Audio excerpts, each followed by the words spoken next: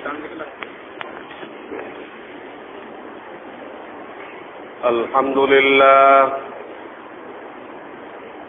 لله نحمده ونستعينه ونستغفره ونؤمن به ونتوكل عليه ونعوذ بالله من شرور أنفسنا ومن سيئات أعمالنا من يهده الله فلا مضل له ومن يضلل فلا هادي له ونشهد أن لا إله إلا الله وحده لا شريك له ونشهد أن سيدنا ومولانا محمدا عبده ورسوله صلى الله تعالى عليه وعلى آله وأصحابه وبارك وسلم أما بعد فأعوذ بالله من الشيطان الرجيم بسم الله الرحمن الرحيم لقد كان لكم في رسول الله أسوة حسنة وقال رسول الله صلى الله عليه وسلم عليكم بسنتي وسنة الخلفاء الراشدين أو كما قال رسول الله صلى الله عليه وسلم बुजुर्गान मोहतरम আল্লাহ রাব্বুল আলামিন সংক্ষিপ্ত হায়াত দিয়ে অনেক বেশি নেকির ব্যবস্থা করে আমাদেরকে দুনিয়াতে পাঠিয়েছেন। আগেও বলেছি এই উম্মতের বয়স সবচেয়ে কম। আগের উম্মত যেখানে 500 তার বেশি হায়াত পেয়েছে, সেখানে এখানে 50, 60, 70, কোথায় 500 কোথায় 50। অপরদিকে এই উম্মতের আমলকে আল্লাহ রাব্বুল আলামিন এত বেশি ফজিলতপূর্ণ করেছেন যে তারা যদি একটু খেয়াল করে এবং সঠিকভাবে আমল করে তো খুব বেশি দরকার নেই। 10 জুমা যদি সে সহিভাবে আমল করে, 10 জুমা, এক বছরে তো 52টা জুমা, 10 জুমা,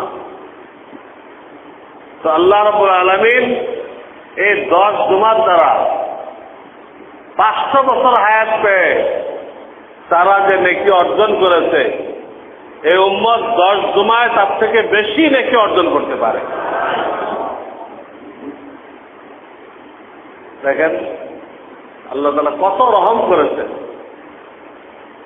এই কষ্টের জগতে এই উম্মতকে আল্লাহ তাআলা দীর্ঘ মেয়াদি রাখতে চান নাই, নিজের কাছে নিয়ে বেহেশতের বাগানে রাখতে চেয়েছেন। এই জন্য সময় শর্ট, তো সময়ের মূল্য অনেক বেশি দিয়েছে। এক জুমাতে আমরা আসছি, এইখানে 6টা আমল করলে প্রত্যেক কদম রাখাতে 2 বছরের ইবাদত, প্রত্যেকবার পাও রাখাতে। তো প্রত্যেকের বাসা থেকে এখানে আসতে 200-300 কদম রাখতে হবে। তো 200 কদম রাখলে এইখানে সে এক জুমায় তো 400 বছরের সওয়াব পেত। কারো বাড়ির থেকে জুমার মসজিদে 200 কদম রাখতে হয়, তো 400 বছর ইবাদতের সওয়াব পাইতেছে এক টানা।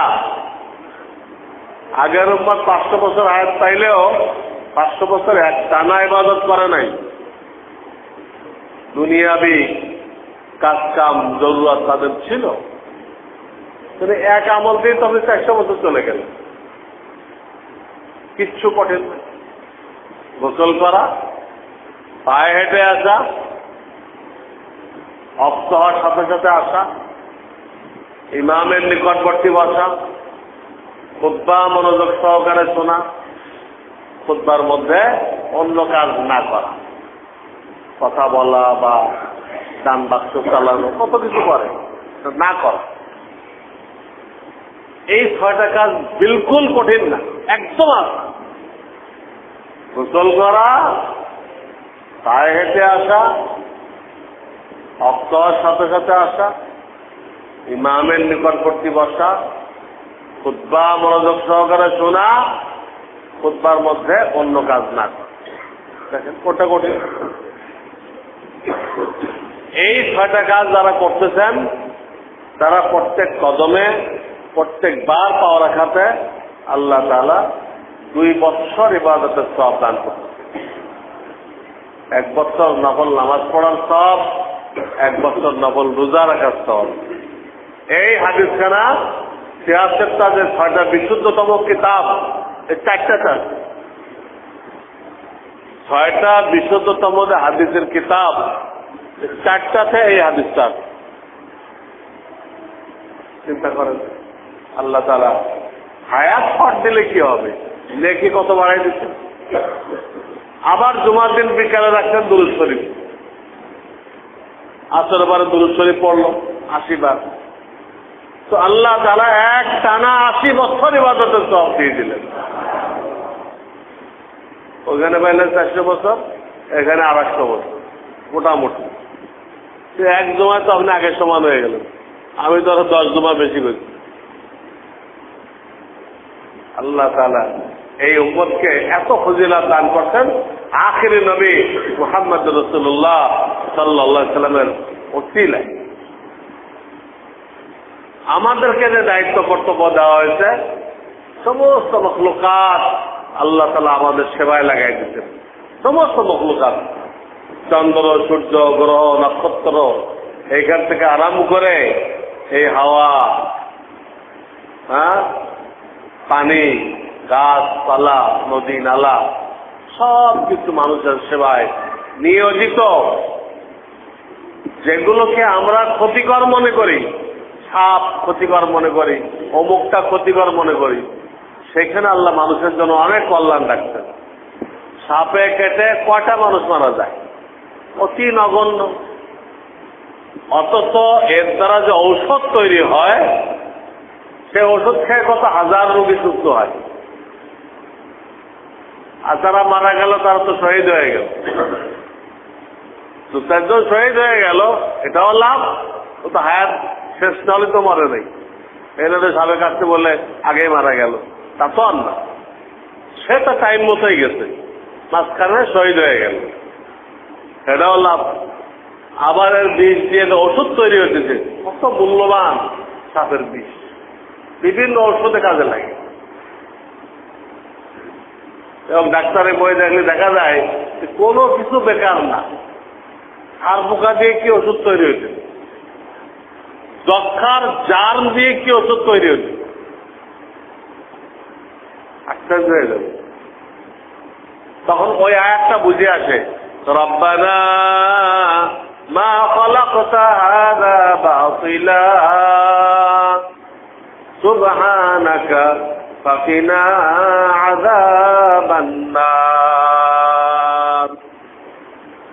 হে আমাদের পরওয়ারদিগার, আপনি কোনো কিছু বেকার সৃষ্টি করেন নাই, যার মধ্যে আমাদের কল্যাণ নেই, কিছু সৃষ্টি করেন নাই। মা খালাকতা হাযা বাতিলা সুবহানাকা, হে আল্লাহ, আমরা আপনারই পবিত্রতা বয়ান করতেছি। কেন?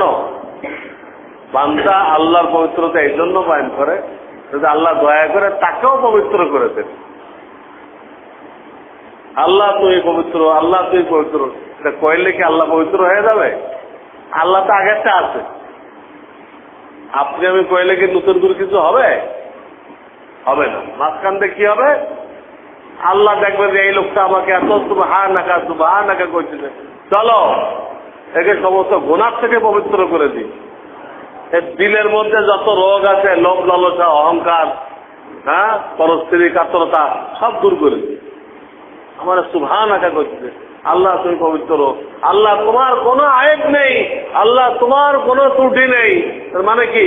আল্লাহ আমারও এখান থেকে কিছু অংশ দাও, আমাকেও 10 ত্রুটি থেকে পাক করে দাও। সুবহানাকা ফাকিনা আযাবান নার। আল্লাহ আমাকে জাহান্নাম থেকে নাজাত লিখে দাও, জাহান্নাম থেকে নাজাত লিখে দাও, নাজাতের ব্যবস্থা করে দাও। কারণ তাকে কামিয়াবি বলা হয়েছে অন্য আয়াতে। ফামান যুহজিহা আনিন নার ওয়া উদখিলাল জান্নাতা ফাকাদ ফাজ। এই আয়াতে বলা হয়েছে যে ব্যক্তিকে আল্লাহ তাআলা জাহান্নাম থেকে মুক্তি লিখে দিলেন এবং তাকে জান্নাতে দাখিল করে দিলেন, এ কামিয়াব হয়ে গেল। এই একটাই কামিয়াব। এর বাইরে আপনি যাই বলেন না কেন, আমেরিকার প্রেসিডেন্ট হয়ে গেছে, আরে সারা দুনিয়ার প্রেসিডেন্ট হয়ে গেছে, কোনো কামিয়াবি নেই। এর মধ্যে কোনো কামিয়াবি রাখা হয় নাই। আরো মুসিবত, সারা দুনিয়ার প্রেসিডেন্ট যদি কেউ হয়, সারা দুনিয়ার মানুষ সম্পর্কে তার কাছে কৈফিয়ত চাওয়া হবে যে এই লোকগুলোর ঈমান শিক্ষা করার, কোরআন সহি করার, নামাজ সহি করার কি ব্যবস্থা করেছিলেন? তুমি যে তাদের দায়িত্বে ছিলে, কি ব্যবস্থা করেছিলে? যারা প্রশাসনে আছে তাদের প্রত্যেককে আল্লাহ তাআলা কৈফিয়ত দেবে, প্রত্যেককে। তোমার এলাকার জনগণকে ঈমান শিখার, কোরআন শিখার, নামাজ শিখার, হালাল হারাম শিখার কি ব্যবস্থা তুমি করেছিলে, এটা কৈফিয়ত দিতে হবে। এখন যারা দায়িত্বে আছে এদের 98% জন সম্ভবত জানেও না যে আমাকে এই বিষয়ে কৈফিয়ত চাওয়া হবে, জানেও না। সে মনে করলো কিছু পুল বানাই দিলাম, রাস্তা বানাই দিলাম, এই তো আমাকে ভোট দিছিল, আমি হক আদায় করে দিলাম। অথচ এটা জিজ্ঞাসা করা হবে না কয়টা পুল তৈরি করছিল। জিজ্ঞাসা করা হবে তোমার অধীনস্থ মুসলমানদেরকে কোরআন শিক্ষার কি ব্যবস্থা নিয়েছিল। এখন তো কোরআন মেটানোর ব্যবস্থা না হয়েছে, বর্তমান সিলেবাস দ্বারা শিক্ষার ব্যবস্থা নেওয়া যেতে না, ভবিষ্যৎ জেনারেশন না শিখতে পারে, সেকুলার জাতি বানানো যায়, এর ব্যবস্থা নেওয়া হয়েছে। একদম উল্টা। আল্লাহ হেফাজত করে, এগুলো সব আন্তর্জাতিক চক্রান্ত আমাদের কাঁধে চাপাই দেওয়া হয়েছে। আল্লাহ যদি রক্ষা করে, अल्लाह जिसको रखे कौन उसको चखे, अल्लाह जिसको रखे कौन उसको चखे। আল্লাহ যদি কোন জাতিকে হেফাজত করে তো ইহুদ আর কাফেররা যত ষড়যন্ত্র করুক তারা কামিয়াব হবে না ইনশাআল্লাহ। তো বলতেছিলাম সারা দুনিয়ার প্রেসিডেন্ট হয়ে গেল, কারুনের সমান মালের মালিক হয়ে গেল। কারণের কত মাল আজ পর্যন্ত বের করা যায়নি। কারণের কত মাল ছিল এটা এখনো বের করা যায়নি। এই জন্য যে কোরআনে কারিমে শুধু কারণের চাবির হিসাব দেওয়া হয়, তার কোনো হিসাব নেই। কোরআনে কারিমে শুধু তার চাবির হিসাব দেওয়া হয়েছে। وَإِنَّ مَفَاتِحَهُ لَتَنُوءُ بِالْعُصْبَةِ أُولِي الْقُوَّةِ। আল্লাহ বলতেছেন কারণের আলমারির চাবিগুলো বহন করতে একটা বড় জামাত 40 জনের, আর এক রাওয়ায়াতে 70 জনের একটা জামাত কারণের আলমারির চাবিগুলো বহন করতে হিমশিম খাইত, তাদের জন্য কষ্টসাধ্য হয়ে যেত। তার আলমারির চাবিগুলো বহন করতে সে জামানাতে এত ছোট ছোট মানুষ ছিল না, মানুষের সাইজ বড় ছিল, শক্তিশালী বেশি ছিল। আমাদের আদি পিতা আদম আলাইহিস সালাম 60 হাত লম্বা ছিল। 60 হাতটা এইখানে যে দেখছি আমরা, আবার জান্নাতে গেলে ওটা ফেরাই দেওয়া হবে। মুমিন যখন জান্নাতে যাবে তা আদম আলাইহিস সালামের যে সূরত, ওইভাবে করে দেওয়া হবে। বয়স 33 বছর থাকবে, সব সময় 33 বছর বয়স, মহিলাদের 16 বছর। তাহলে হাদিসের মধ্যে আছে। এই টাইপের লোকেরা 70টা বাদ দিলাম, কমটা ধরি 40 ধরি, 40 জন লোক তার চাবি বহন করতে হিমশিম খাইত। তাহলে কয়টা চাবি হয়? এটা চাবি বের করে অতগুলো আলমারি। এখন এতগুলো আলমারিতে কি পরিমাণ সোনা দানা থাকে? আলমারি বা ওই জামানা হয়তো লোহার সিন্দুক হইতে পারে, লোহার সিন্দুক ধরেন, এর মধ্যে কি পরিমাণ সোনা দানা ছিল? কারণ আলমারির মধ্যে আর সিন্দুকের মধ্যে কেউ তার গরু মহিষ রাখবে না, এটা সোনা দানাই রাখবে। তো আল্লাহ তাআলা কোরআনে কারিমে চাবির হিসাব দিতেন। ওয়াইন্না মাফাতিহাহু, মিফতাহুন মানে চাবি, তার বহু বচন মাফাতিহ, তার চাবিগুলো লাতানু, কষ্টের সাথে বহন করত, বিল উসবাতি, 40 জনের জামাত, তার চাবিগুলো খুব কষ্টের সাথে 40 জনের জামাত বহন করত। উলিল কুওয়া, শক্তিশালী। আপনি এবার প্রশ্ন করতে পারেন, ওই 40 জনকে মনে হাসপাতাল থেকে আনা হয়েছিল, হাসপাতালের বেড থেকে, এই জন্য পারে না এরা, এই জন্য আল্লাহ ওই ফাঁকটাও রাখে নাই, এই ফাঁকটাও রাখে নাই, হাসপাতাল তো নিয়ে আসবেন, এরা হাতটা শক্ত লাগাইছে আল্লাহ তাআলা। উলিল কুওয়া, এই 40 জনের প্রত্যেকটা লোক শক্তিশালী, একদম হাট্টা গাট্টা, এই সন্দেহ করা যাবে। আল্লাহ আকবার।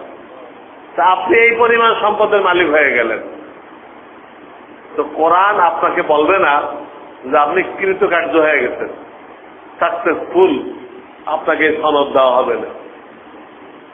কোরআন একটাই সনদ দিচ্ছে, ফামান যুহজিহা আনিন নার ওয়া উদখিলাল জান্নাহ ফাকাদ ফাজ।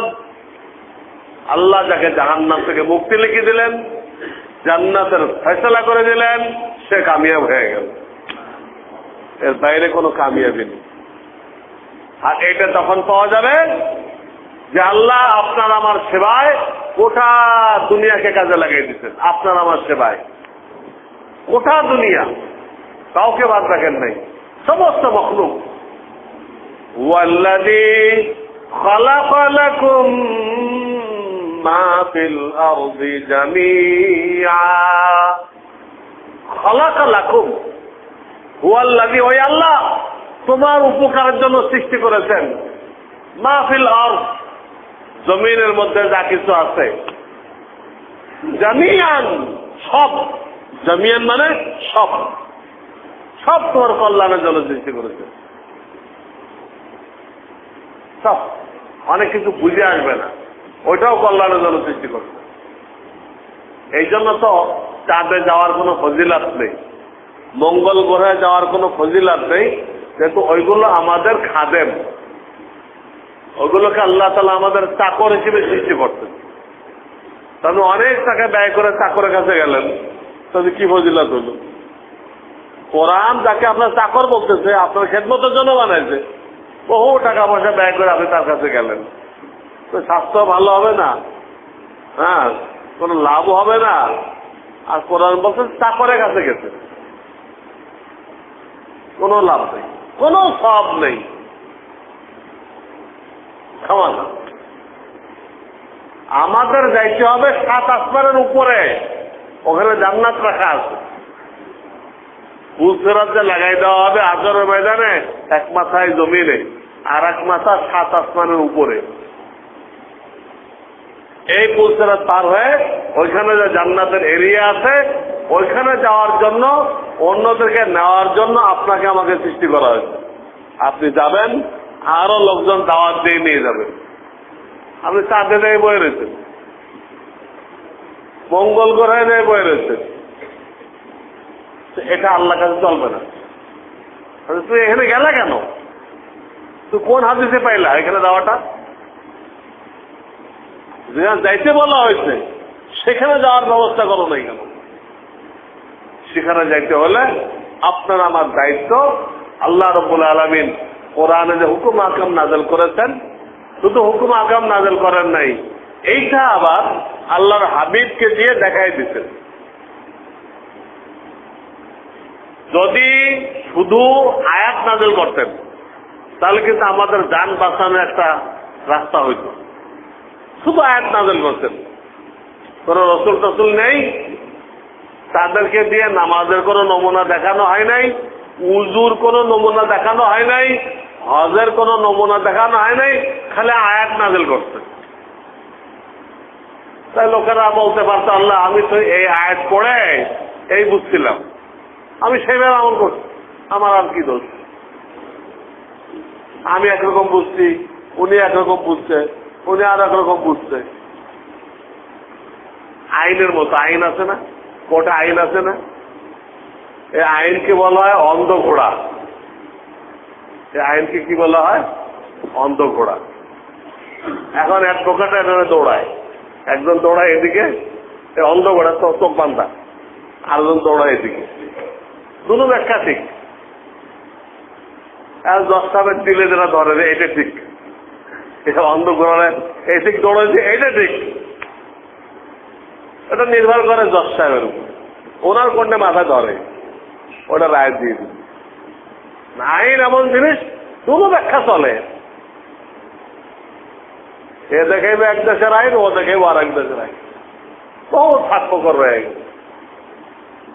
যেহেতু ওইখানে কোনো নমুনা নেই, কাজে আইন বইয়ের মতো যদি আল্লাহ নাযিল করতেন, এক একজন এক ডিজাইনের নামাজ পড়তো, এক একজন এক ডিজাইনের রোজা রাখতো, এক একজন এক ডিজাইনের হজ করত, কিন্তু আল্লাহর কিছু বলার থাকতো না।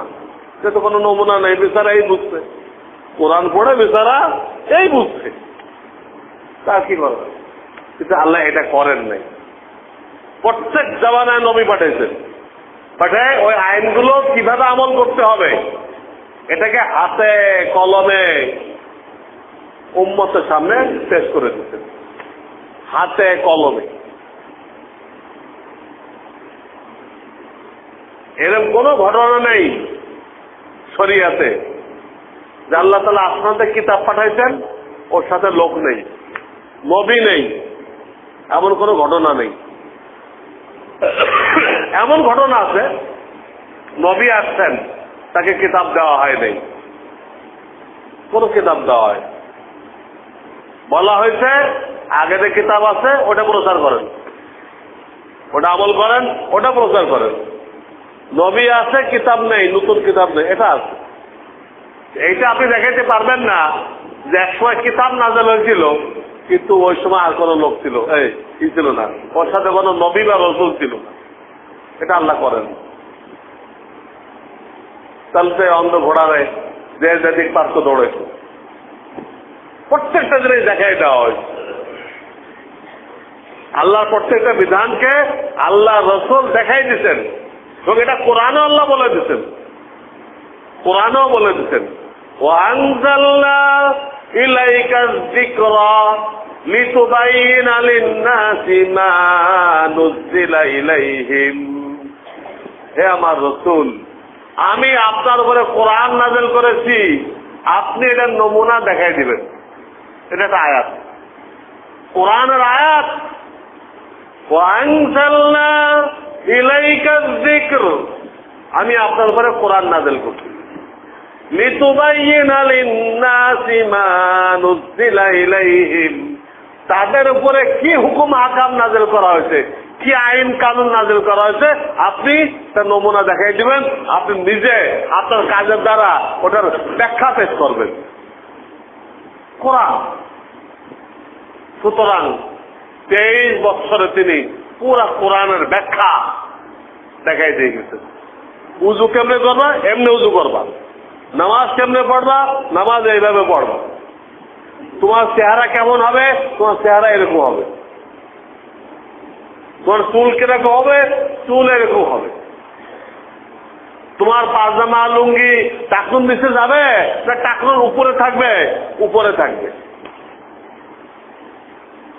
তোমার মস্তি ছোট থাকবে না গালের উপরে এসে পড়বে। সব জিনিস তুমি যে হালাল রিজিক কামাই করবা তার সোর্স কি হবে, সোর্স কি হবে। আল্লাহ রাসূল চাকরিও করতেন, বকরি চড়ানোর ব্যবসাও করতেন, সব ধরনের করতেন, সব ধরনের করতেন। তিনি শ্বশুরও ছিলেন, জামাইয়ের কি হক আদায় করবেন, মেয়ের জামাই, তিনি শ্বশুর ছিলেন। আবার তিনি কারোর জামাতা ছিলেন, আবু বকর সিদ্দিকের মেয়ের জামাই। তাহলে যে কোনো দিক দিয়ে নমুনা খুঁজবেন। পিতা হিসেবে আপনার দায়িত্ব কি, তিনি পিতাও ছিলেন। নানা হিসেবে আপনার দায়িত্ব কি, তিনি নানাও ছিলেন। স্বামী হিসেবে আপনার দায়িত্ব কি, তিনি স্বামীও ছিলেন। সেনানায়ক হিসেবে আপনার দায়িত্ব কি, তিনি সেনানায়ক ছিলেন। বিচারক হিসেবে আপনার দায়িত্ব কি, তিনি বিচারক ছিলেন। রাষ্ট্রপতি হিসেবে আপনার দায়িত্ব কি, তিনি রাষ্ট্রপতিও ছিলেন। সব নমুনা রেখে গেছে। দিন দুনিয়াতে যা লাগে সব রেখে গেছেন। লেট্রিনে কিভাবে যাবেন, তিনি মানুষ ছিলেন, ওনাকে লেট্রিনে রেখে হইত। কিভাবে গেছেন, কখনো খালি পায়ে যান নাই, কখনো খালি মাথায় যান নাই, মাথা ঢেকে গেছেন।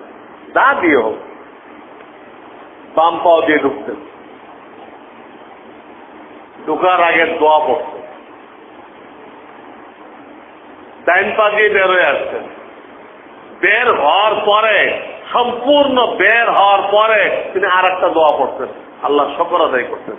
শুধু কষ্টদায়ক জিনিসটা বের হয়ে গেছে, এই সাথে নাড়ি বুড়ি বের হয়ে যায় নাই, তাহলে কি হয়েছে, কি হয়েছে। কারণ তিনি ওখানে গেছেন লেট্রিনে, তিনি অসুস্থ হয়েছেন। অসুস্থ হলে কি করবেন, তিনি খানা খাইছেন, খানা কেমনে খাইবেন, হ্যাঁ? তাহলে আঙ্গুলের মাথা ধুইবেন, 4 আঙ্গুলের মাথা। তিনি 2 হাতের কবজি সহ ধুইছেন। তিনি ঘুমাইছেন, কেমনে ঘুমাইছেন, ঘুমানোর আগে তিনি মেসওয়াক করতেন। মেসওয়াক, আজকালকার পোলা মেসওয়াক করলে বুঝবে না, ব্রাশ করতে হবে। ওরা মেসওয়াক পাইতেছে না কোন জায়গায়। হ্যাঁ, আমি একবার কি কাজে লখনৌ নামছি, প্লেনে আর কি, তো ওরা তো খুব ট্যাক ট্যাক করে, পকেটে মধ্যে মেসওয়াক পাইছে। হুজুর এটা কি উর্দুতে? ইয়ে মেসওয়াক। হ্যাঁ মেসওয়াক বুঝতে। পরে বাংলায় কইলাম দাঁতন। হ্যাঁ দাঁতন, হ্যাঁ ঠিক আছে। দাঁতন বুঝতে, মেসওয়াক বলতে নাই, দাঁতন বুঝতে। আমাদের বলে আমাদের দাঁতনও বুঝবে কিনা। যাই হোক, মেসওয়াক উজু করছেন, কিছু দোয়া কালাম পড়ছেন, ডান কাতে শুয়ে পড়ছেন। যে কয় ঘন্টা ঘুমাইছেন নেকির মিটার চলছে, নেকির মিটার। তাদের যে নেকির কোনো সাইড নেই যে সাইডে তিনি একটা নমুনা রেখে যান নাই, এরকম কোনো সাইড নেই। শুধু জিজ্ঞাসা করার অভাব, আমরা জিজ্ঞাসা করি না, এটা আমাদের ভুল। আমরা মনে করি কোন রকম আমল করলে হলো, আল্লাহ নামাজ পড়তে কইছে, আমরা দেখা দেখে পড়ে দিলাম, 10 জনে দেখলাম ওঠে নামাজ, শিখলাম না কারো কাছে। এখন যারা আমল করতেছে এটা দেখা দেখি, দেখা দেখি হবে না, কারো কাছ থেকে নিয়মতান্ত্রিক শিখতে হবে।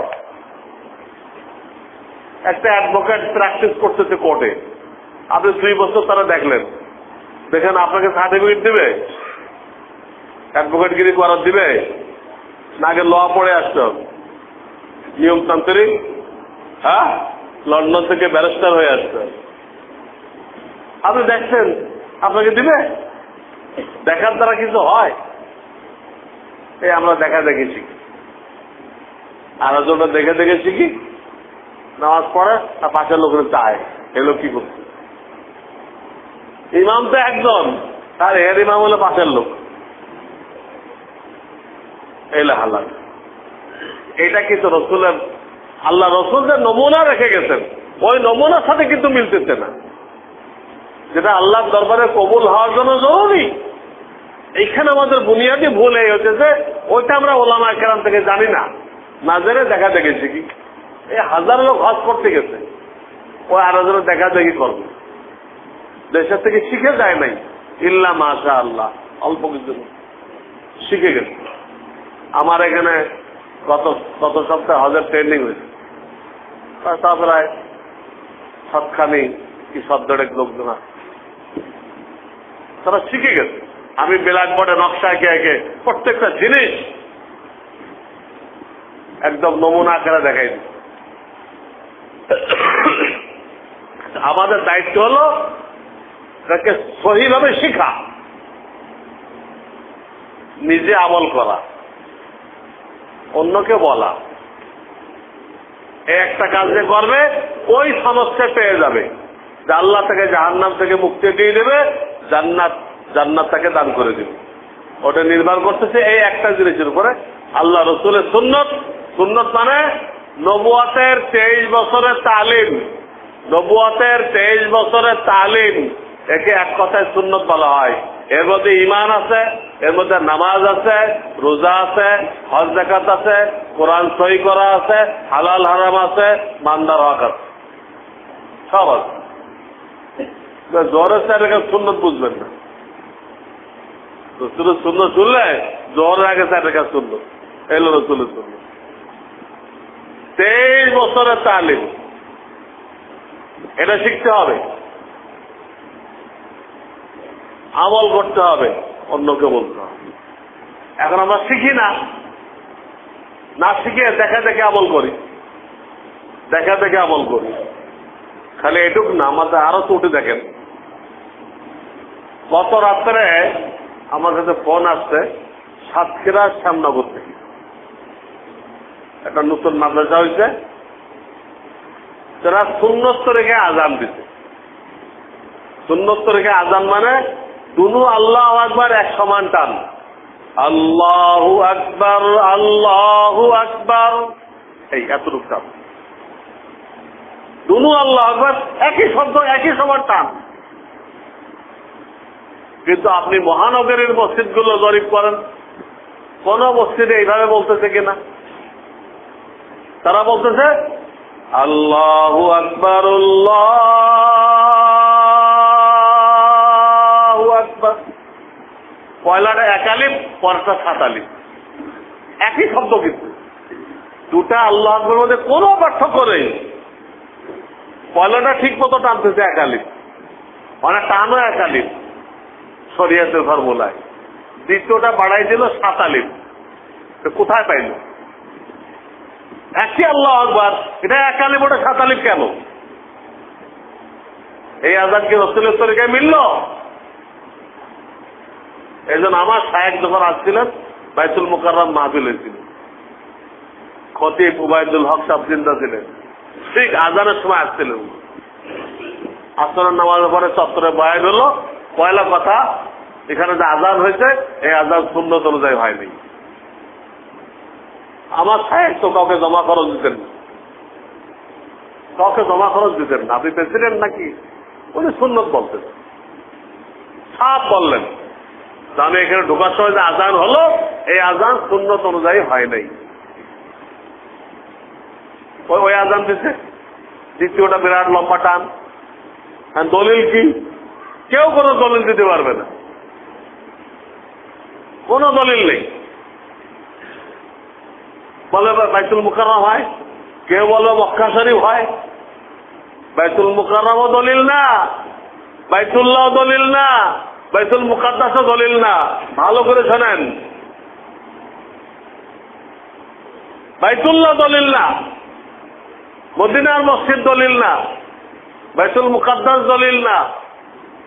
তিনি বলে গেছেন অন্তিম মুহূর্তে, তারাকতু ফীকুম আমরাইন লান তাদিল্লু মা তামাসসাকতুম বিহিমা কিতাবুল্লাহ ওয়া সুন্নাতু রাসূলিহি। হে আমার উম্মত, আমি দুটো জিনিস রেখে যাচ্ছি তোমাদের কাছে, এই 2 জিনিস ধরে রাখবা, তোমরা আর পথভ্রষ্ট হইবা না। 2টা জিনিস কি? কিতাবুল্লাহ, একটা আল্লাহর কিতাব কোরআন, ওয়া সুন্নাতু রাসূলিহি, আল্লাহ রাসূলের সুন্নাত। ওটা হলো কিতাবুল্লাহ নমুনা। কিতাবুল্লাহ যে বিধানগুলো দেওয়া হয়েছে, নমুনা কোথায় আছে? হাদিসের মধ্যে আছে। অন্তিম মুহূর্তে এই 2টা জিনিস বলে গেলেন, বলেন নাই 4টে রেখে গেলাম, আল্লাহর কিতাব, আমার সুন্নাত, বাইতুল্লাহ শরীফ, মদিনার মসজিদ। এটা বলেন, কোথাও এই আলোচনা নেই। তাহলে এই বাইতুল্লাহ কি হইতেছে যদি কেউ দলিল দেয়, এটা সহি হবে না। বাইতুল্লাহ হওয়াটা দলিল না, বাইতুল্লাহ হওয়াটা কোনো দলিল না। সেখানে কিয়ামতের আগে কি ধরনের ইমাম আসবে আল্লাহ জানে, কতদূর আল্লাহওয়ালা আসবে। তো যাই হোক, আমি বলতেছিলাম আমরা দেখা দেখে আমল করি। তো আমরা যত কিতাব পড়তেছি, পড়াইতেছি, সেখানে লিখতেছে যে আযানের মধ্যে যেখানে মদ যে পরিমাণ আছে ওই পরিমাণ করতে হবে, এর থেকে বাড়ানো যাবে। তো ওইখান থেকে রাত্রে ফোন আসছে, মহতম সাহেব ফোন করলেন, এলাকার লোকেরা বলতেছে এ কি আযান, মাদ্রাসা হওয়ার আগে কি সুন্দর, হ্যাঁ সুমধুর কোনটা আযান হতো, আর এখন এগুলো একামতের মতো আযান দেয়। এগুলো আমরা ব্যাখ্যা জানতে চাই। তো ওনাকে আজকে জুমার সময় ব্যাখ্যা দিতে হবে, ওই মোহতামের আজকে জুমায় লোকদেরকে ব্যাখ্যা দিতে হবে সুমধুর আযান দেওয়া হয় না কেন এখন।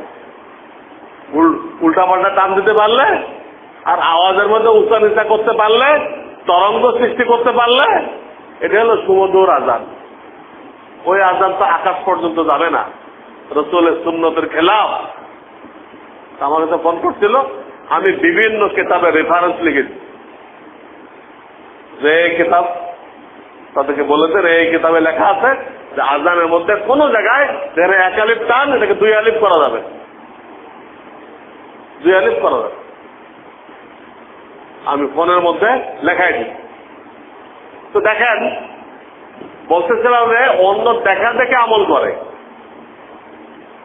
আর এখন বলতেছি এর থেকে মারাত্মক কথা, অন্য দেখা দেখে আমল করে, এর থেকেও মারাত্মক কথা ওই যে দেখা দেখে আমল করে, ওর ব্যতিক্রম যদি কেউ সহি আমল করে, তো তার বোঝে হামলা করে, তার বোঝে হামলা করে দেয়। এটা একবার চাঁদ উঠছিল, সরকার ঘোষণা করতে ওঠে নাই, বহুত লোক সাক্ষী দিয়েছিল না চাঁদ উঠছে চাঁদ উঠছে। তো ফাউন্ডেশন হচ্ছে খবরদার এই কথা বলবেন না, তাহলে কিন্তু র্যাব পাঠায় ধরে নিয়ে আসবো আপনি। তো বলেন কি চাঁদ উঠছে বলবো না আমরা? চাঁদ উঠছে কেন খবর দিল অফিসে? তো ফাউন্ডেশন আঞ্চলিক অফিসে বলা হয়েছে আমরা কিন্তু র্যাব পাঠাই দিই। চাঁদ কেন উঠছে এই জন্য র্যাব পাঠাই দিব। দেখেন ফাউন্ডেশন ইসলাম, দেখেন এটা নাকি আমিরের ষড়যন্ত্র। তো বলতেছিলাম দেখা দেখে আমল করে এই পর্যন্ত না, একটা লোক সহিভাবে আমল করলে তাকে চার্জ করা হয়। তাহলে কই পেলেন এটা? এটা চিন্তা করছেন না আমারটা দলিল কি? আমি তো ওনাকে চার্জ করতেছি, আমারটা দলিল কি? এটা তো চিন্তা করতে আগে না আমারটা দলিল আগে তালাশ করি। আমি বলছি যে তাদের জিজ্ঞেস করেন তোমরা যে দ্বিতীয় আল্লাহ আকবার, আল্লাহ আকবার দুটো একসাথে না, দ্বিতীয়টা 7 আলিফ টানো, তোমাদের দলিল কোন কিতাবে আছে? তোমাদের দলিল দাও। আমারটার পক্ষে আমি অনেক কিতাব দলিল দিচ্ছি, তোমাদেরটা এক কিতাবটা দলিল দাও, এক কিতাবটা দলিল দাও। তো এই যে দেখা দেখে আমল করার প্রবণতা, আর আসল মশলা কি যাচাই করার কোনো দরকার নেই। এই পর্যায়ে গেছে যে কেউ সঠিক কাজ করলে তাকে আপত্তি করা হচ্ছে, র্যাবের ভয় দেখানো হচ্ছে। এমনকি আপনি কাউকে বললেন ভাই আপনার লাশটারে চিৎ করে শোয়াই দিলেন, তো কোনো মাযহাবে জায়েজ নেই। আপনি লাশটাকে ডাইন কাতে শোয়ান, এটা সহিহ হাদিস। তো দেখেন সবাই আপনার উপর ঝাঁপাই পড়বে, এই নতুন মশলা করতে নিয়েছেন, জীবনে দেখলাম না। আপনি একটা সহিহ মশলা কইলেন যে লাশকে কবরে ডাইন কাতে শোয়াইতে হবে। জিন্দা মানুষ যেভাবে ডাইন কাতে শোয়, মুর্দাকে ওইভাবে শোয়াইতে হবে। শুধু চেহারা না, চেহারার সাথে তার সিনা কিবলার দিক দিতে হবে। সিনার মধ্যে কলব আছে, কলবের মধ্যে ঈমান আছে, এটাকেও কিবলার দিক দিতে হবে। এই হলো মশলা, চারু মাযহাবে একই মশলা। আমার লেখা হাদিসে রাসূল যে কিতাব এখানে পাওয়া যায়, ওকে দেখেন হাদিস দেওয়া আছে, হাদিস উল্লেখ করা আছে। আপনি এখানে দিয়ে বলে দেখেন, লোকেরা পারলে হামলা করবে আপনার উপরে। এই শুধু নতুন নতুন মশলা কোথেকে নিয়ে আসে, অথচ আপনারটাই কিন্তু পুরানা মশলা। আপনারটাই কি পুরানা মশলা, ওইটাই কিতাবে আছে, ওইটাই 1400 বছর আগে আল্লাহ রাসূল বলে গেছে। কিন্তু আমরা সুন্নত না জানার কারণে, রসুলের তরিকার আলোচনা না থাকার দরুন আপনারটা অরিজিনালটা হয়ে গেছে নতুন, আর যারা লোকেরা উল্টা করতেছে ওইটা হয়ে গেছে সহিহ। দেখেন কি দুঃখজনক হয়েছে যে এই রসুলের তরিকার আলোচনা না থাকায় তরিকার উল্টাটা এটা সহিহ মনে করা উচিত, এটা সহিহ মনে করা উচিত। আর যারা অরিজিনাল সুন্নত ওটার উপর অভিযোগ করা হয়েছে নতুন নতুন মশলা কোথেকে আনেন আপনারা? বাবা এটা নতুন না, এটা পুরান। আর আপনি যখন দেখে আসছেন ওইটা কি, ওইটা নতুন, ওইটা কোনো কিতাবে নেই, ওইটা কোনো কিতাবে নেই। নকলটা এত চালু হয়ে গেছে যে আসলটা টিকতে পারতেছে না। নকলটা এত চালু হয়ে গেছে, আমার এক মুসাল্লি বলল এই লোকটা হলুদের ব্যবসা করে, তবলিগ করে, তো সে ভেজাল দিতে চায় না, নিজে হলুদ কিনে মেশিনে ভাঙ্গায় বেচতেছে, আর কেউ তারটা কিনতে দেবে। আরে তোমারটা তো নকল মাল। কেন? তো হলুদের রং কি এত গাঢ় হয় নাকি? তারটা আর কেউ কিনতে না। আর সব দোকানদাররা ওর মধ্যে ডাউল মিশায়। হ্যাঁ, ডাউল মিশাইলে তখন কিন্তু ডাউলের দাম কম ছিল, এখন তো ডাউলের দাম, আমি তো আরো কয়েক বছর আগের কথা বলছি, তখন হলুদের দাম ছিল হয়তো 60-70 টাকা, ডাউলের দাম ছিল 30 টাকা। তো মিশাই দিলে তাহলে 30 টাকাটা 70 টাকা দামে বিক্রি হয়ে গেল, কালারটা একটু হালকা হয়ে গেল, ওইটা দেখতে দেখতে দেখতে দেখতে এত মুখস্থ হয়েছে, ওইটাই অরিজিনাল হলুদ।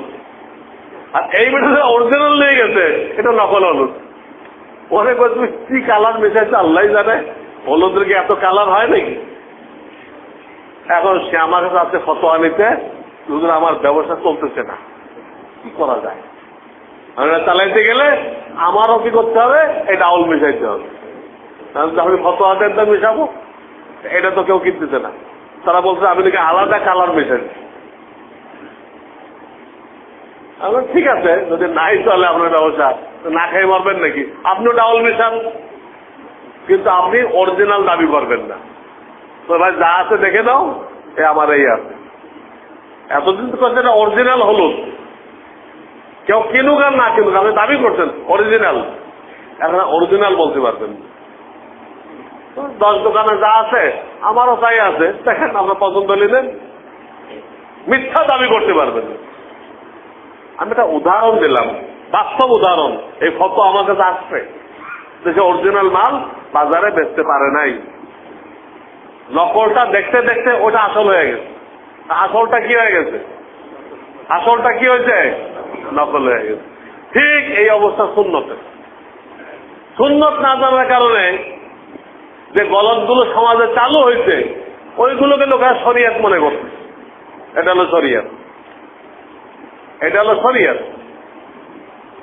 আর যদি কেউ সুন্নত পেশ করতেছে, তার বলছে হামলা করতেছে। এই গত ঈদে, কুরবান রমজানের ঈদে এক ইমামের ঘরে হামলা করার মতো। এই ইমাম কি করছে? ঈদের নামাজে পরে মোনাজাত করছে। কিতাবে তাই লেখা আছে, ঈদের নামাজে পরে মোনাজাত, খুতবার পরে কোনো মোনাজাত নেই, এই লেখা আছে। কিন্তু লোকেরা কি দেখে আসছে, মুসাল্লিরা কি দেখে আসছে? সব জায়গায় দেখে আসছে ঈদের নামাজের পরে কোনো মোনাজাত দেয় নাই হুজুররা, ওনারা খুতবা দিয়ে মোনাজাত দেয়, এটা দেখে আসছে। এই উল্টাটা দেখতে দেখতে দেখতে দেখতে ওটাকে সুন্নত মনে করছে। এখন একজন ইমাম যখন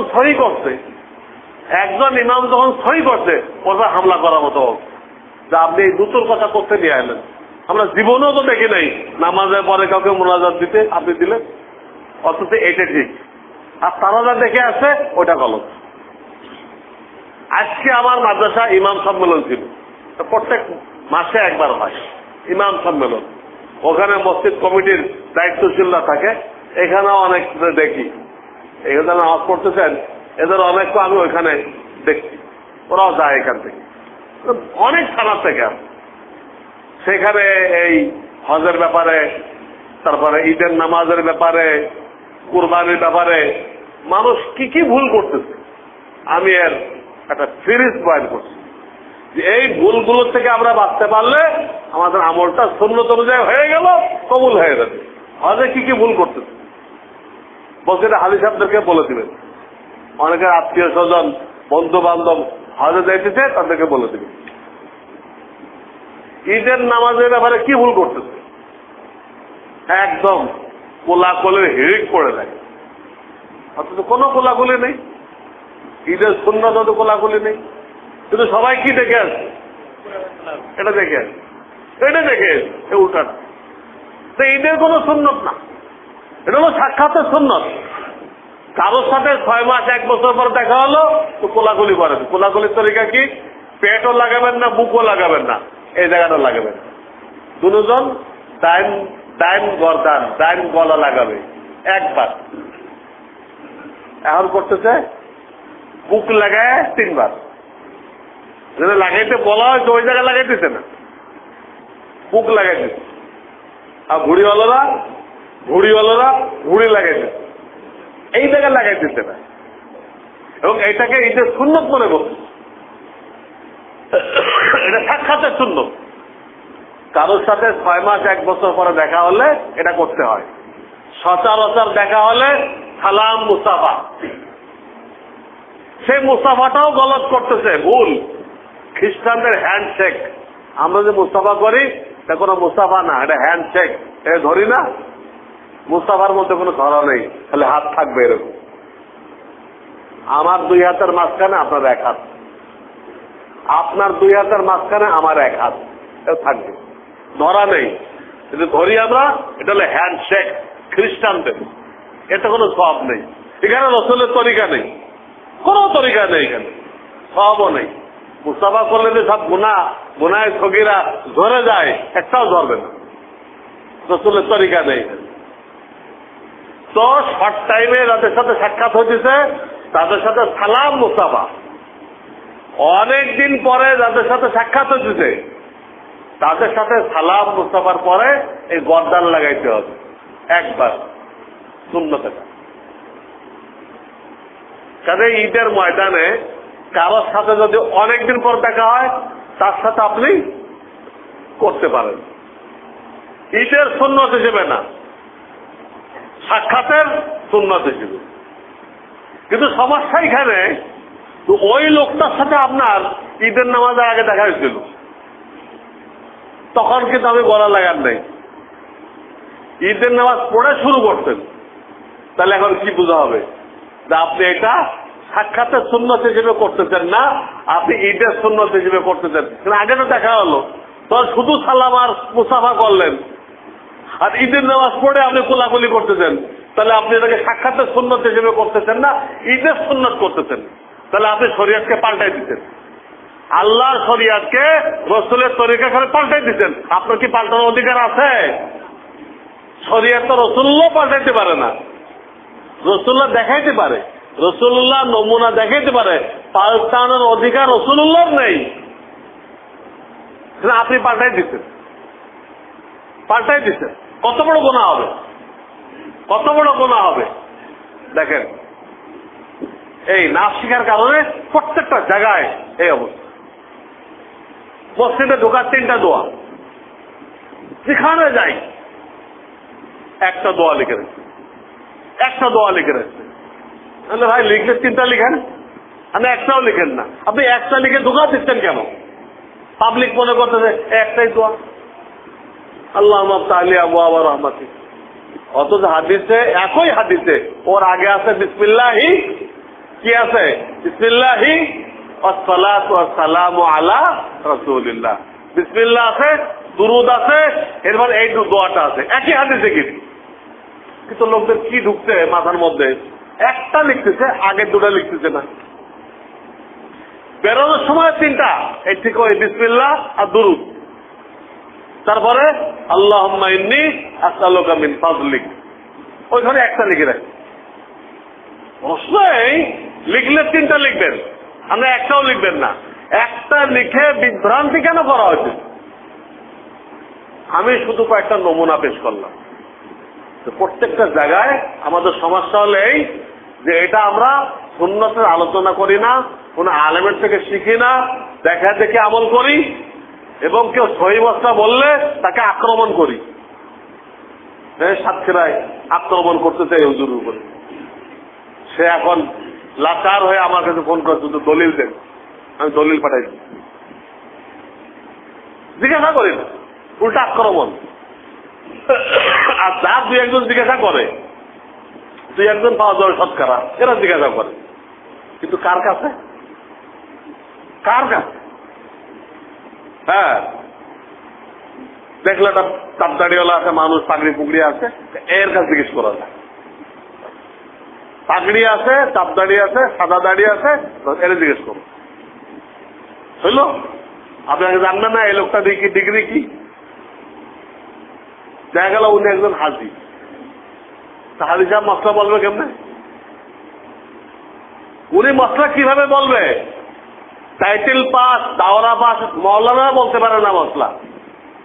ফার্স্ট ডিভিশন মৌলানা পাস করার পরে আরো 2 বছর পরে ইসলামী আইন শিখতে হয়, ইসলামিক ল শিখতে হয়। ফার্স্ট ডিভিশনে মৌলানা পাস করতে হবে, আরো 2 বছর পড়তে হবে, তো মুফতি হবে। আর আপনাদের মুফতি দেখেন, মুফতি শহীদুল ইসলাম, অমুক মুফতি, এরা কিন্তু কেউ মুফতি না। এ হলো ইহুদিরা এদেরকে মুফতি লকব দিছে আমাদের মতো মুফতিকে বদনাম করার জন্য।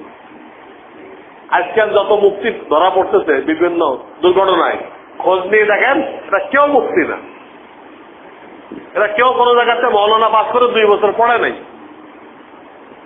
এদেরকে দুশ্মনরা মুফতি টাইটেল দিচ্ছে, দিয়ে এদেরকে বিভিন্ন অপতৎপরতা লাগাই দিতে, তোরা এগুলো কর, করে ধরা পড়, তোদের টাকা পয়সা যা লাগে দিব। আর তাদের উদ্দেশ্য হলো তাহলে অরিজিনাল মুফতি যারা এরা সব দোষী হয়ে যাবে। পত্র পত্রিকা এসে অমুক মুফতি ধরা পড়ছে, কারণ পাবলিক বলে তাহলে আমাদের হুজুর তাহলে এটা করে, উনিও তো মুফতি, এই মুফতি তো ধরা পড়ছে, আমাদের মুফতি এটা করে। এই করে করে আসলে যারা মুফতি, আসলে যারা আল্লাহওয়ালা, তাদের থেকে জনগণকে বিচ্ছিন্ন করার জন্য এটা একটা ষড়যন্ত্র ইহুদিদের। এই শায়েখ রহমান বোমা ফাটাইলো। শায়েখ রহমান কোন আলেম? কোন মাদ্রাসায় পড়ছে? কোন মাদ্রাসায় পড়ছে? দেখা যায় শায়েখ রহমান এই মাদ্রাসায় পড়ছে, সে বিরাট শায়েখ, মনে হয় শাইখুল হাদিস। সে এই বোমা ফাটাইলো ইহুদিদের ইঙ্গিতে। উদ্দেশ্য ছিল ইহুদিদের সব মাদ্রাসার প্রিন্সিপাল গুলো ধরে নিয়ে যাবে আর মাদ্রাসাগুলো বন্ধ হয়ে যাবে। আল্লাহ जिसको रखे कौन उसको চাক্ষে। আল্লাহ যেহেতু দায়িত্ব নিচ্ছেন আমি কিয়ামত পর্যন্ত কোরআনকে ইবাদত করব, কোরআনকে কেউ মেটাইতে পারবে না। এই জন্য ইহুদিরা শায়েখ রহমানকে দিয়ে, বাংলা ভাইকে দিয়ে ষড়যন্ত্র করছিল যে ওটা ওলামায়ে কেরামের কান্দে দেওয়া হবে, যে মাদ্রাসা বন্ধ করা হবে। তাদের এই ষড়যন্ত্র আল্লাহ বাস্তবায়ন করতে দেয় নাই। ওই জামানায় সব ডিস্ট্রিক্টের ডিসিরা বিবৃতি দিচ্ছিল, পত্রিকার পয়লা পাতায় আসছিল যে না, মাদ্রাসার হুজুররা কোনো সময় এসব কাজে জড়িত হয় নাই, তারা সবসময় শান্তির পক্ষে। কোন হুজুর আমরা এই ডিসিদেরকে বলি নাই, আল্লাহ ডিসিদেরকে বলেন। আল্লাহ এই ডিসি গুলোকে যে বলেন, সমস্ত পত্রিকার প্রথম পাতায় হেডলাইনার। পুরো ষড়যন্ত্রকে আল্লাহ বানচাল করে দিচ্ছে। এই কয়েকদিন পরপরই তারা কিছু লোকরা এরকম মৌলানা নাম দেয়, হ্যাঁ, খান বাহাদুর নাম দেয়, মুফতি নাম দেয়, দিয়ে তাদেরকে বিভিন্ন জঙ্গি তৎপরতা লাগাই দেয়, দিয়ে আসল সত্যিকার অর্থে যারা মুফতি আল্লাহওয়ালা এদের থেকে জনগণকে বিচ্ছিন্ন করার জন্য এই তৎপরতা চালানো হয়। যে মুসলমানরা ইহুদিদের এই ষড়যন্ত্র না বুঝে তাহলে মুসলমানদের ভয়াবহ খেসারত দিতে হবে, দিন ইমান সব নষ্ট হয়ে গেল।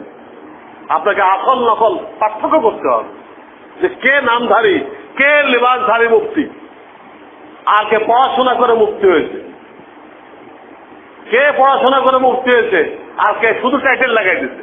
কিন্তু এদেশে কেউ তো চ্যালেঞ্জ করে না যে আপনি মুফতি, তো কে আপনাকে সনদ দিচ্ছে, কোন মাদ্রাসায় পড়ছেন, কোনো তো নেই। এটা মানব মানব মানব জমিন পত্রিকা একবার লিখছিল যে এদেশে তো এটা দেখার কেউ নেই, যার মনে চায়।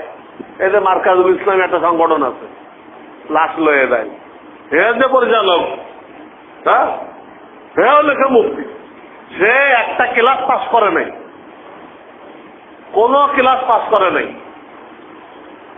ফেল করে করে গেছে ওই পর্যন্ত প্রিন্সিপালের খেদমত করে।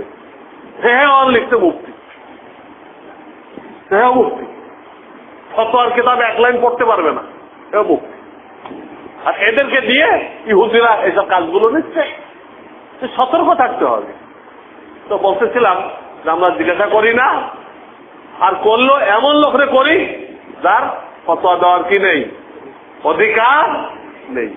হাদিস সাহেব করতে ফতোয়া দিবে, যেন মৌলানা ফতোয়া দিতে পারে না, হাদিস সাহেবে গেলেন কেন? এই জন্য আপনাকে তালাশ করতে হবে যে বড় বড় মাদ্রাসাগুলো যাদেরকে ফতোয়া দেওয়ার দায়িত্ব দিয়ে বসাইছে তাদেরকে জিজ্ঞেস করতে হবে।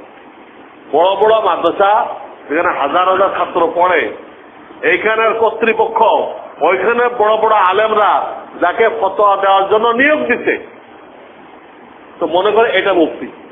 মানে এতগুলো হুজুর মিলে এরা ফতোয়ার কাজে লাগাইতো না, এই দুই মুফতি না হয়তো এরা লাগাইতো না।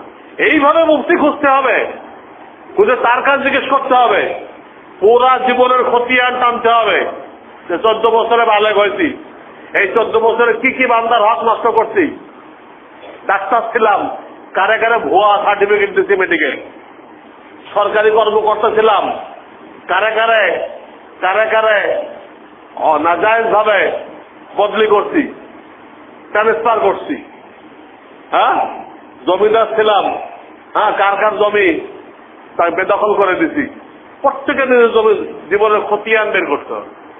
খতিয়ান বের করে কোন মুক্তির কাছ থেকে হল নিতে হবে। কপালে দাগ ফেলাই দিলেন আর বান্দার হক আদায় করা হলো না, আপনার সব নেকি হাসরের ময়দানে বান্দাকে দিয়ে দিতে হবে। হাদিসে আসছে, তুমি আজকেই বান্দার হক পরিশোধ করে দাও, ওই দিন আসার আগে যেদিন তোমার কাছে কোনো পয়সা কড়ি থাকবে না। তাহলে আপনি নীরবে বসেন, নিরিবিলি বসি আমরা, বসে 14 বছর তো নিয়ে আজকে 70 বছর বয়স, কোথায় কারে কি কি ক্ষতি করছি, কার কাছে কত টাকা ঘুষ নিছি, কি কি বেআইনি কাজ করছি, এগুলো থেকে মুক্তি পাওয়ার শরিয়াতে কি ব্যবস্থা। শরিয়াতে সবচেয়ে মারাত্মক ভুল হলো একটা মানুষ বেঈমান হয়ে যাওয়া। সবচেয়ে বড় ভুল কি? বেঈমান হয়ে যাওয়া। এইটা যখন আল্লাহ তাআলা সংশোধন রাখছে, কি কলেমা পড়ো, পুরো আবার মুসলমান হয়ে যাও। সবচেয়ে বড় ভুলের সংশোধন যখন আছে, তা আপনি যে কোনো ভুল বলবেন ওটা হচ্ছে ছোট, তো ওটা সংশোধন থাকবে না কেন? আল্লাহর এখানে পাকড়াও হওয়ার আগে নিজে নিজের হিসাব নেই যে কোথায় কোথায় বান্দার হক নষ্ট করছি, ওইগুলো তাদেরকে দিতে হবে, না মাপসায় নিতে হবে, হাসরের ময়দানে সমস্ত নেকি তারা না নিয়ে যায়। তো আল্লাহ তাআলা আমাদেরকে এইভাবে মুফতিদের কাছে যোগাযোগ করে সুন্নত শিখার এবং জীবনে বান্দার হক নষ্ট করে থাকলে এই হকগুলো আদায় করার তৌফিক দান করেন। ওয়া আখিরু দাওয়ানা আনিল হামদুলিল্লাহি রাব্বিল আলামিন।